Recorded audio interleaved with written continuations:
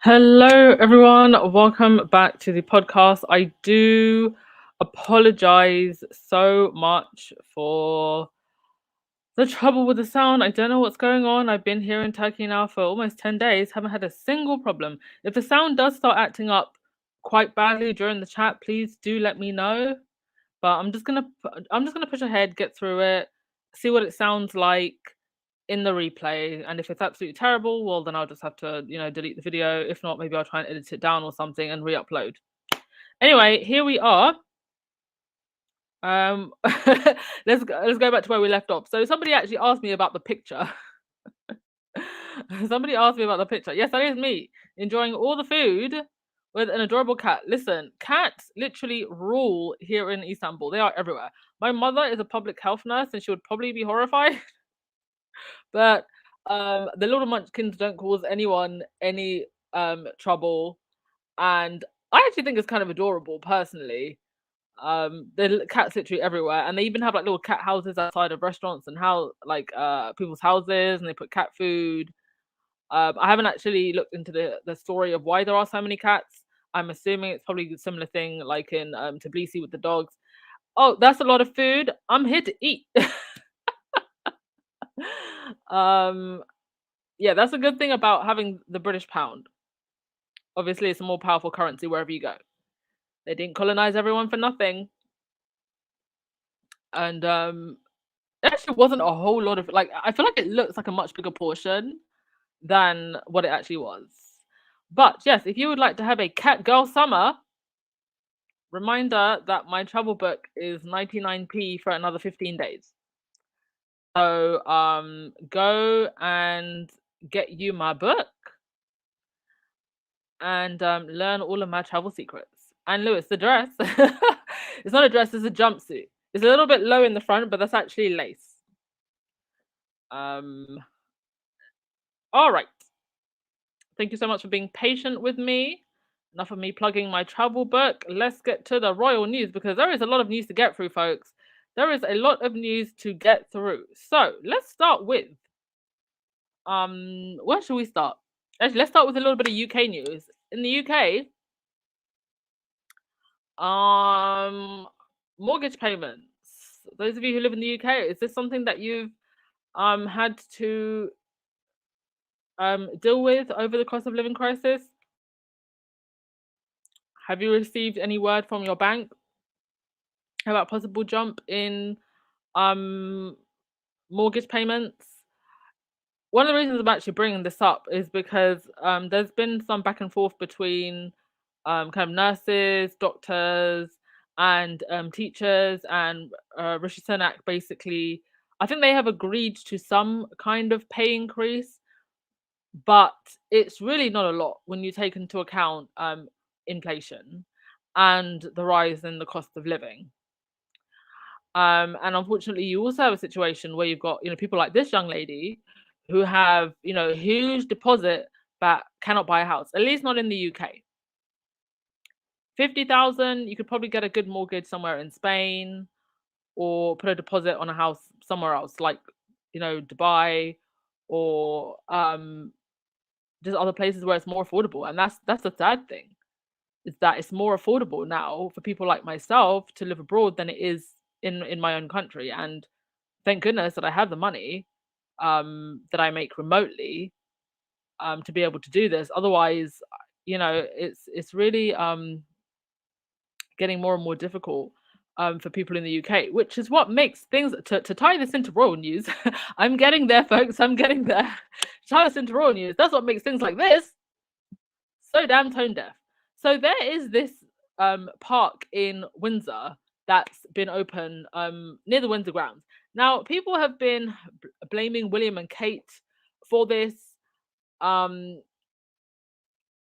don't really know if William and Kate are necessarily to blame for the pricing of the tickets for this park. This is meant to be a park for children and their parents.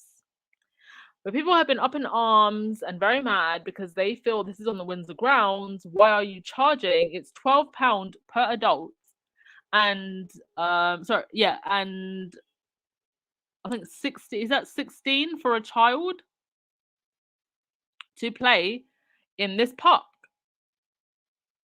during the cost of living crisis. Now, I don't necessarily think that William and Kate are responsible for charging for charging this amount, but being that this is on the Windsor grounds, I think a good thing to do would have been to maybe have a conversation with the people who are in charge of the grounds and just say, can we either lower the price or actually fund this park through royal money, through their own wealth, to have it open for members of the public. Because I do believe that this should be free, because if you think about it, really, the public are paying for upkeep of the royal household anyway. So why wouldn't that money just go towards having this park? Why then charge people? And if you think about it, consider maybe a family of 3, 4, 5 going. How much you've paid just to go to a park, and that's before you even, you know,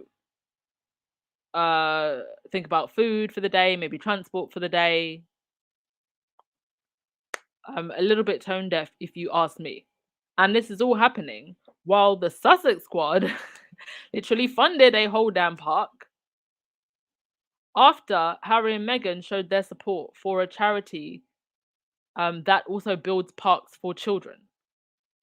So they've funded parks with their own private wealth through Archwell, and then that then inspired the squad to build parks for children.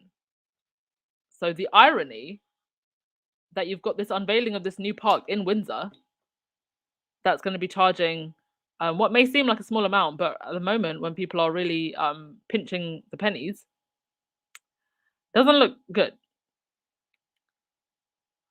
Um, okay, and yes, just for the mortgage thing, as an advocate for moving abroad, if you do work remotely, there are other options outside of the UK. You can get a pretty nice house somewhere else. Just think about it. That's all I'm saying. You know, I'm an advocate for traveling and living abroad. Just putting it out there. Also, to the Waleses, Jeannie Bond, who was this lady who was slagging off Diana and propping up Camilla on during the run up to the coronation. She wrote this article in the Daily Fail. Prince William is a hands-on, caring dad, not a workaholic like his father, King Charles, because he knows how important family life is. Royal expert claims. I don't know if these royal experts realize how ridiculous they make the royal sound when they write articles like this. Like Ginny Bond probably thought she was really doing something with this headline.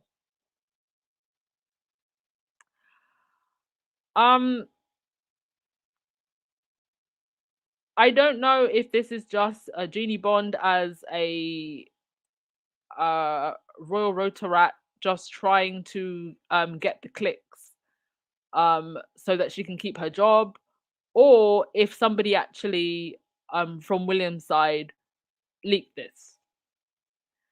Because if this was something that was just leaked from William's side, I don't think this makes William look particularly good. So I don't know what's going on with headlines like this. Jeannie Bond going from a mouthpiece for Camilla to a mouthpiece for William.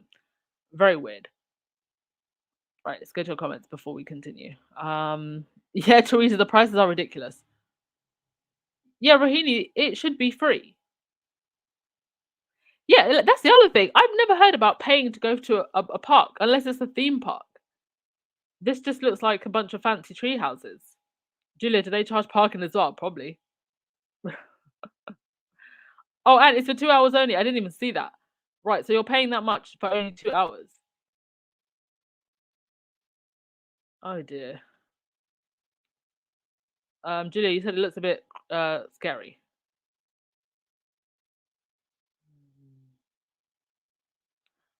Bonnie, so does that make William a part-time working royal?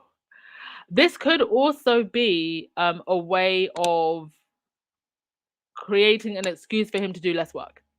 Maybe that's why they're writing articles like this. Could be why. Star, you said, I guess William's headline is a response to Harry's scene with his family 4th of July. Could be that also. I mean, we've learned that they will often drop stories like this in response to other things, especially if Harry and Meghan have been seen doing something.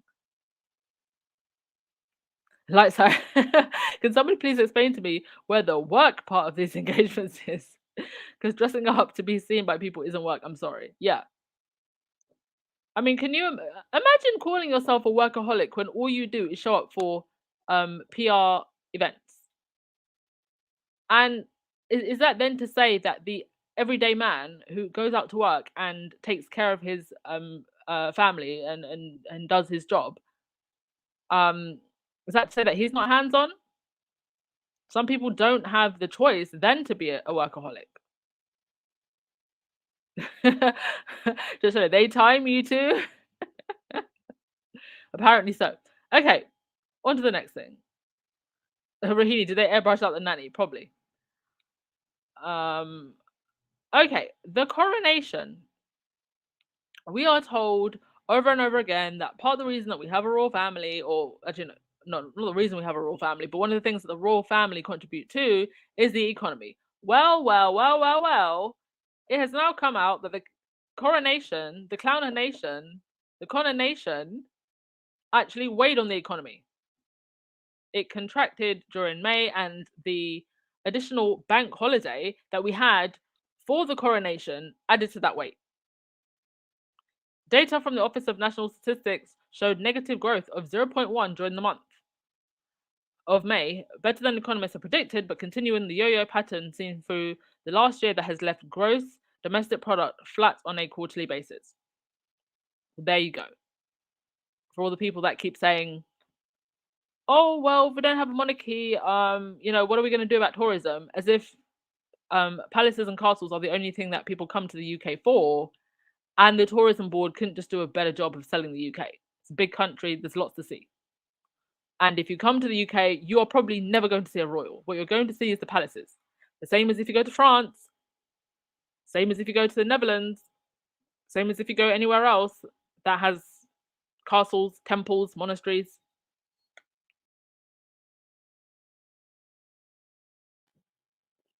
Okay, next thing. Camilla's living her best life at Wimbledon. And here she is, clearly not impressed by whatever is going on the court. And I am not impressed that this woman gets to live her best life front seat at Wimbledon. I mean, how many engagements has, and when I say engagements, I say anything that is even remotely close to work, has Camilla actually done since the coronation? We went to the Chelsea flower show. Okay, we're just looking at flowers. What else did we do? We went to Eurovision. These people do not work. And I bet, what are they going to count Wimbledon as an engagement? Just working real hard here to stay cool in the heat. Yeah, Libby. I'm starting to think that British people are under some sort of medieval spell from the sorcerers. Yeah, me too.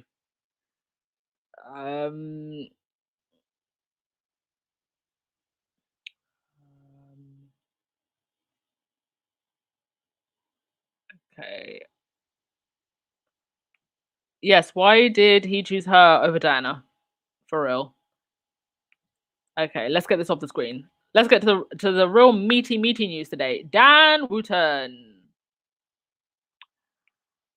Dan Wooten is getting all of the heat, as he should be.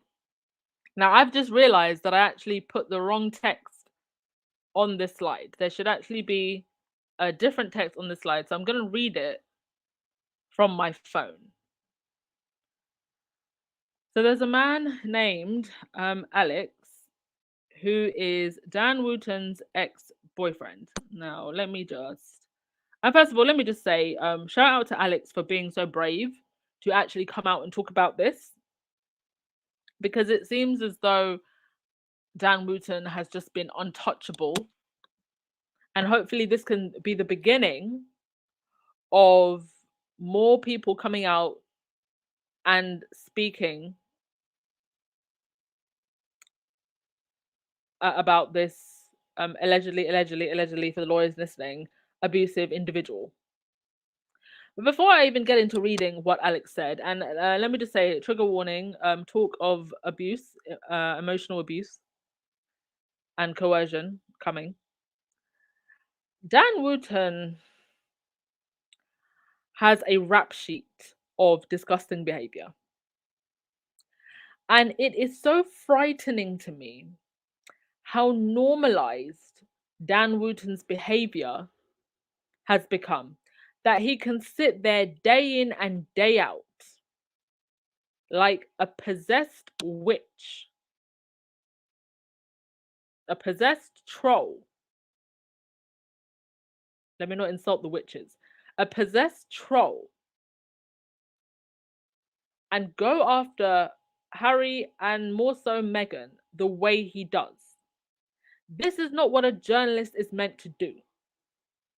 This is a bully who has been given a pass because he has a platform to just rip into someone day in, day out, day in, day out. And offer nothing really of value that is of interest to the public. Anything about the royal family that is of real interest to the public, this man is not going to say it.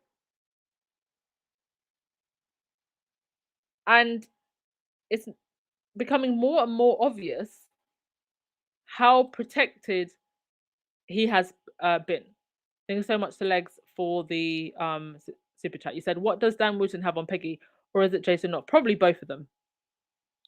Probably both of them. So I do apologize. The text that is on the screen is not meant to be there. I'm gonna read something that has actually been circulating for a while, and then that then leads on to Alex's allegations.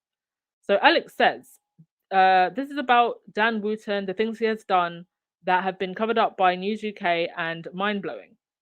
So he retweeted a tweet from a man called Shane Reaction, who said, "Now the Sun have promised to stop printing any more of Hugh Edwards' non-story. Maybe they can now address the allegations that they protected their own pest in the not too distant past." And so in this text that has been doing the rounds for a while, it says that one particular pundit has left former colleagues gobsmacked, given his own past for harassing younger male staff members who have worked for him, both inside and outside of the office. Members of the HR department at his former employer openly admitted protecting him during investigations into his behavior, at least one of which resulted in an employee being moved to another department to avoid his boss's attentions, while a number of bullying complaints against the same man resulted in staff leaving with payouts. Asked by the Eye if these involved non-disclosure agreements in 2018, a spokesman for the company said, "I'm afraid we're going to have to decline to comment." Right? So the individual in question being alleged here is Dan Wooten, and the former employer being alleged here is the Sun. So goodness knows how many victims are actually yet to come out. Because it seems like if we're talking payouts here and people having to be moved to different departments, probably a lot. And it begs the question, why keep someone like this around? Complete and utter sociopath. And the answer is because only sociopaths can work in the highest positions at places like The Sun or GB News. So let's get into what it was that Alex said. And like I said, trigger warning, talk of emotional and abuse. Okay. So he goes on to say, "I know this, i.e. the allegations, because I went out with Dan Wooten between late 2009 and early 2013. The worst period of my entire life, where I was stalked by him to the point he had all of the passwords for my social media accounts and email without my knowledge until I caught him out. When I found out that my Gmail account was being regularly accessed from the News of the World office where he worked at the time, I was an idiot, though, and allowed myself to be emotionally bullied into not leaving him. But then I found out more." Can I just say to any victims of former abuse or who may be going through abuse now, please do not blame yourself. He goes on to say, "While Dan was in New Zealand visiting his family, I stayed at his flat to cat sit. And one day while doing some laundry, I found a holdall stuffed down the back of the washing machine. It was locked with a padlock, so naturally I wanted to know what was inside. I found an external hard drive. On it, I found a video of one of Dan's supposed friends, a Sun employee, having with his boyfriend. The video clearly was made in secret and filmed from afar by a hidden camera. In the same folder as the video, I found a transcript of an MSN conversation between the colleague's partner and someone called Martin Branning, whereby an arrangement was indeed made to make an S-tape in secret without his colleague's knowledge in exchange for £500. I knew instantly that Martin Branning was Dan." I mean, let me just stop there. Violating somebody else's privacy for your own sick kickoff and selling that person's privacy that you've violated for a measly £500. I hope the absolute worst for Dan Wooten. Now, mind you, in the United Kingdom, there are laws against filming of someone in a private time without them knowing, but and also laws against distribution of those images without their permission. And I have to double check actually when those laws came in, because if this happened before, it might be difficult to prosecute him.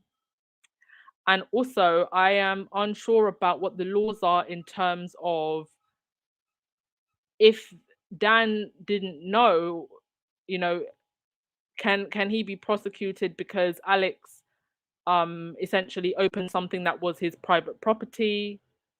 I'm not sure about, whether or not it matters that he opened it when Dan wasn't there, if he found something incriminating. So there are all of those things to consider when we look at whether or not there is actually a case to prosecute Dan Wooten, if all of what is being alleged is true. But anyway, he goes on to say, I finally got the courage to get out of the relationship, and a couple of months after leaving him, I randomly bumped into a guy I had briefly dated around the time I met Dan in the bar. He asked me what was happening in my life, so I told him about the breakup, and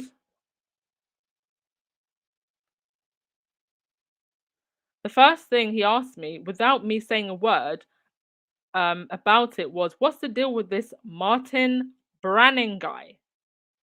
Literally chilled me to the bone, because it was the first time I'd ever heard anyone else say the name out loud, and it was equally disturbing as my first discovery. Martin Branning, aka Dan, had been messaging this guy, encouraging him to try and hook up with and make an S video with several people, including one of my long-term ex-boyfriends and Dan himself, for money. He had no idea that Martin Branning was nothing more than an alias, and that he was chatting online with Dan himself using a fake profile. At this point, I knew that I'd randomly bumped into one random person from my past who brought him up, that the Dan Martin thing went much, much further. Y'all, if the Met Police do not go by the way, this is about 20 hours since this has been posted. If the Met Police do not go straight to Dan Wooten's house and check every single darn file and every single darn corner where hard drives could be hidden, I don't know if there's hope for justice. He goes on to say, and I was right. Fast forward to February 2020 and the night that Carolyn Flack died. I didn't know her, but I'd met her once or twice through Dan, and she just seemed like an incredibly nice human being. Like many other, I was absolutely sickened by Dan's fake tears over her death. So emboldened by a few drinks, I took to Twitter on my old account and told the story of what I found in the hodl behind the washing machine over several tweets. Within a few minutes of the tweets going out, I was contacted by a mutual friend of mine and his, who on behalf of Dan put a ton of pressure on me to take them down, which regrettably is scared about the consequences from Dan, because he's terrifying. I did. But I shared them because I knew if I did that someone would recognize the Branning name. I mean, it's just so beyond just how disgusting all of this is. Dan Wooten makes how much money, probably lives such an incredible lifestyle, has access to all and everything, and still wants to engage in this debauchery, this devilish debauchery. and drag other completely innocent people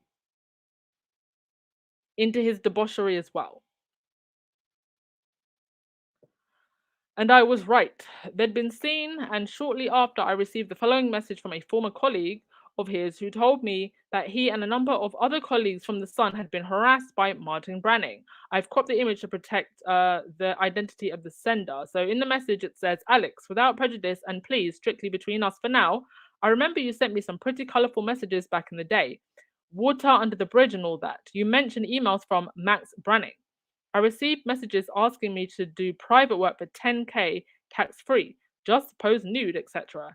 It has been causing a great deal of stress and upset for a number of people I know too. Felt like blackmail or entrapment. I showed my wife, she agrees it should go further. I have taken advice from police and lawyers. It was faceless until now. Would you be prepared to discuss? Obviously understand if not. I just can't let this go if there are others suffering in silence. I'm in shock. So then goes on to say, so he says, I've cropped out the image to protect the identity of the sender, and I will never ever publicly reveal any of the names of the victims. So victims, plural, victims, I know of without their permission. So don't ask me.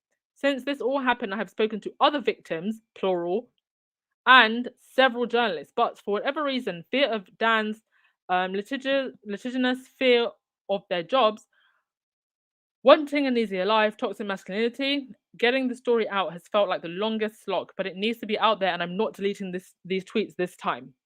Mind you, the original tweets, and again, this has been out for about 21 hours now, has over 4 million views.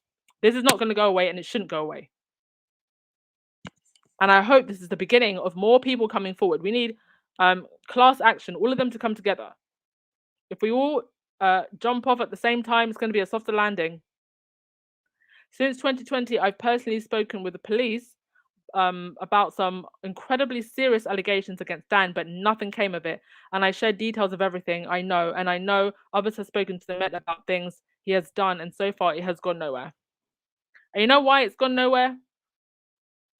Because the police are in bed with the press as well, and the press are in bed with the police. The press probably have stuff on the police that they can trade off. So if you don't talk about this, we won't talk about this that you did.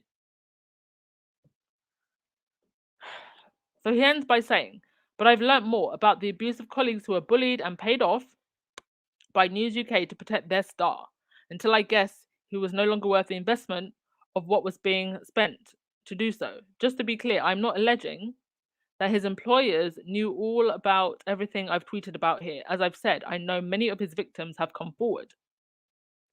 But they did know about at least some of his problematic behavior, and they protected him.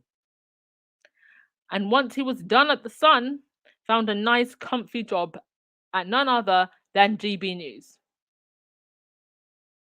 Who wants to bet he's probably been doing the same thing at GB News also? Gross, absolutely gross. And it just goes to what Harry said, right? Our country is judged globally by the state of the press and our government, both of which I believe are at rock bottom. Absolutely at rock bottom, because you have people like this at the very top.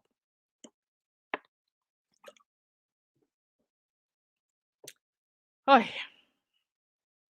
to your comments. I mean, it's just truly just aberrant behavior. And the fact that they go from one great job to another. It's not even like he was fired from The Sun and then had to go and work for some small, low level, like the Daily Star gossip tabloid or something. No, he got put front and center on GB News. And by the way, just a reminder, this was the headline: Flack's bedroom bloodbath. I've taken out the actual blood from the picture, but when this first came out, they tried to insinuate that Flack had caused her boyfriend to bleed, and that was the boyfriend's blood, when actually it was hers. And one of the things that Megan actually has said before is, once the lie is out, the lie goes further than the truth. When I first saw this, not only did I believe that this was Carolyn Flack's boyfriend's blood, it wasn't actually until some time later, because I kind of like see tabloid news, it comes up, but I didn't really follow up the story. So it wasn't until sometimes later I realized that actually, oh wait, this was Carolyn's blood, not her boyfriend's, and that the story had been completely um just spun in a way that made her look terrible, only for her to then take her life. Oh, yes, rest in peace, Carolyn. For real, never had to happen. And how many times does it have to happen before something is done?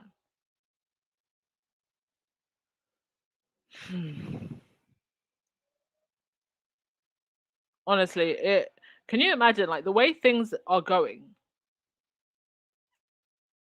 If that ancestral juju holds up, we could actually see both Wooten and Piss Moron in a lot of trouble. That would make me so happy. Yeah, Angelina, and they're all in bed with the royal family, the unroyal mafia. Sorry. Wendy, you said, I'm curious to see what Harry's court case verdict will be. I hope the judge has the courage to stand up to the tabloids. Something has to be done. They are out of control. Well, that's if they probably haven't hacked his phone and got something on him as well. Have to be seen. But if Harry does win the case, it will definitely open up a lot of doors to go after the press even more. The Sun, in particular, has a disgusting rap sheet of things that they have printed. They should have gone down a long time ago. A long time ago. They offer no value whatsoever. It's just pure sleaze.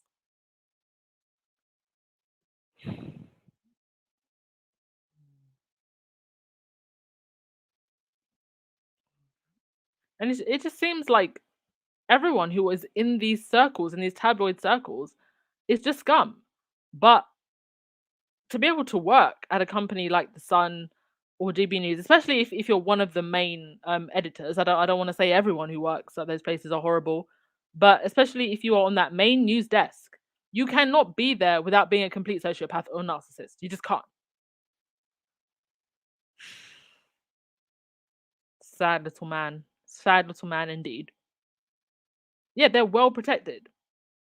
And the reason they're well protected is because come election time, when the party that has the most money to push towards its sponsors is ready, that money is going straight to the press. I mean, it's Murdoch and Rothermere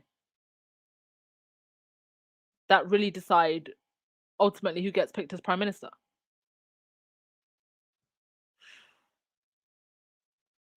Damn shame. Yeah, Theresa, I want to vomit too because it's just disgusting. I mean, whatever weird freakishness you want to do it consensually with someone else that wants to do it consensually. Do not drag other people unknowingly. You're filming someone unknowingly. That is such a violation of trust, a violation of someone's privacy, a violation of someone's consent. Wendy, who is in control of the UK? The press or the government? Well, it seems like the press controls the government. And they can literally destroy you. And we've seen it. Oi. Just one last thing that I wanted to bring up. Um, so the Sun has a columnist called Rod Liddell, and he was brought onto Newsnight to talk about Hugh Edwards. This is the gentleman who got named in this BBC presenter scandal. To talk about his alleged behavior towards young people. And this is what Rod Liddell, who was brought onto Newsnight, has said in the past. in an article where he talked about a teenage girl, a maths teacher, and a righteous tabloid jury. Righteous tabloid fury. And he talked about why he would never become a teacher. And he said in this article, so this is back in 2012, I never found out because one thing stopping me from being a teacher was that I could not remotely conceive of not trying to shag the kids. It seemed to me virtually impossible not to, and I was convinced that I'd be right in there on day one. We're talking secondary school level here, by the way, and even then, I don't think I'd have dabbled much below year 10, as it's now called. I just thought we ought to clear that up early on. And this same individual, back in 2003, this article is almost 20 years old, in The Guardian, you know, the so called sensible Guardian, he wrote this article. Should it really be a crime to look at child pee? And he talks about how it's a waste of time for police to investigate child pee and the sharing of child images. This is who was brought onto Newsnight to talk about Hugh Edwards, a man who was clearly just perfectly okay with violating children. This is who is given a platform on news outlets like New Statesman, I think, or no, sorry, I think that's the Spectre, and also the Guardian.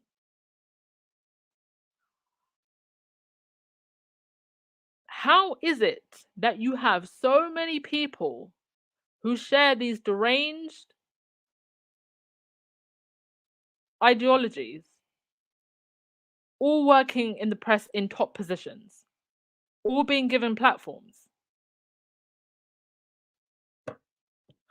What do I even say to this? I'm speechless. I'm speechless. These people they need 10 exorcisms because it's just gross. And instead of actually paying attention to these things, I mean they have put more energy into trying to destroy Meghan Markle, Duchess Meghan, for 6 years than they have looking at people who perpetuate abuse.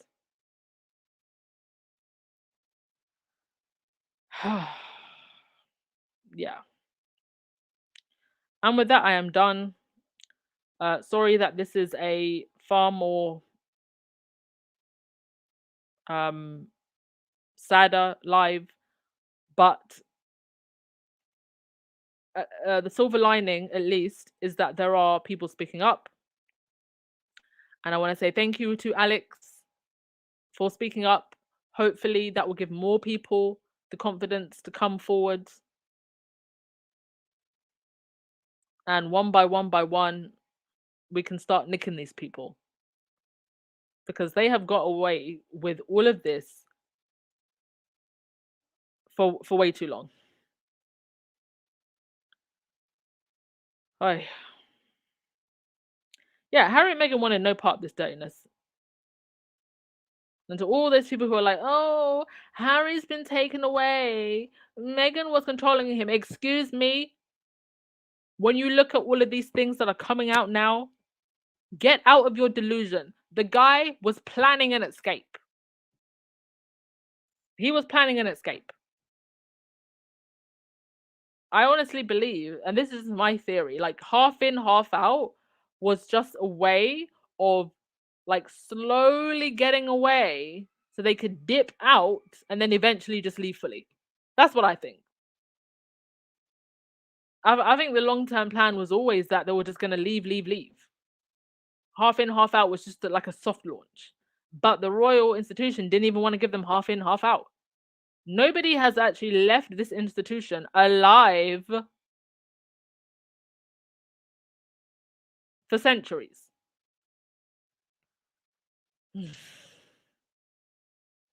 Yeah, this is why it was perfectly normal for Epstein to be friends with Andrew. They're literally all like this. The men and also the handmaiden women that enable their behavior.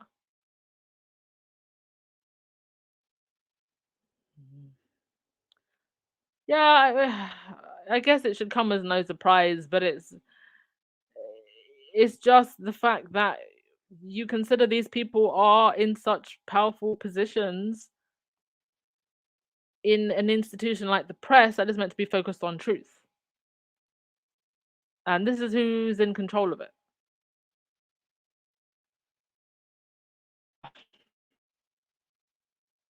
Yeah, Maureen, once Lizzie passed, this looks like the dam just started to crack, isn't it? Truthfully. Oh dear. Oh dear. Yeah, it's the foxes in charge of the hen house. Nakia, Megan saw everything. Well, I mean, can you imagine being someone who's just so sweet natured? You're just there enjoying your yoga, eating your avocado toast, wearing your black nail polish, going to fashion week with the girlies, and then in you come to this toxic institution, child. Megan is a better woman than me, and she must really, really, really love Harry. This is awful gold digging.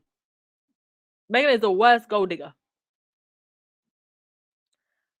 because a real gold digger would have left at the first sign of crazy. And this right here is beyond crazy. This is top tier lunacy. Thank you so much, Anna. Thank you everyone for sticking with me and being so supportive. Oh, I did actually get who is it that bought me 5 copies? MM. MM bought me 5 copies. Is that you, Megan? MM bought me 5 copies. Thank you so much. Oh my god. I think if I ever found out Harry or Meghan or any of their friends listen to this podcast, I would truly be horrified.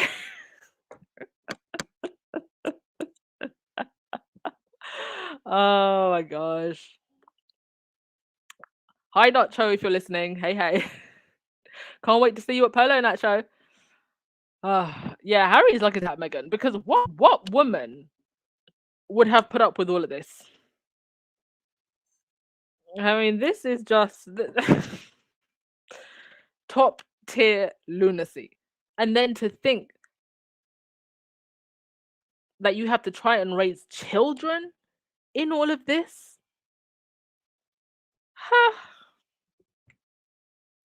In the name of the ancestors, absolutely not. Absolutely not. Biggest favor they ever did was saying no to half in, half out. Top tier lunacy. Yeah, Lottie, they tried to destroy Meghan and now they're destroying themselves.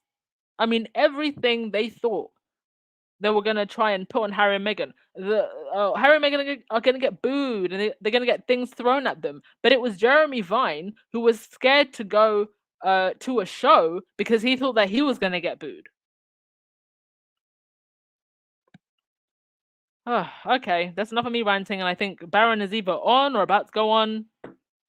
So I won't keep you any longer. Thank you so much, everyone, as always. And I really appreciate everything that you do here for me on this channel. And I just hope that more and more people can be open enough to hearing the other side. And that's really why platforms like mine and Barron's and everybody else's exist. We just need some outlets somewhere that hopefully people can find to hear the other side. Because it's been one side screaming and yelling vitriol for the last 6 years. All right, folks. I will see you tomorrow. Have a good evening. Go and listen to some sound bath chakra healing because this is some pretty dark stuff, and I don't want your spirits to be heavy with all of this. So go listen to some chakra healing meditation music. You know, go do some yoga. Go for a walk. We know what it is with these people. most of you who are here, you know, needs to be told a million times. Or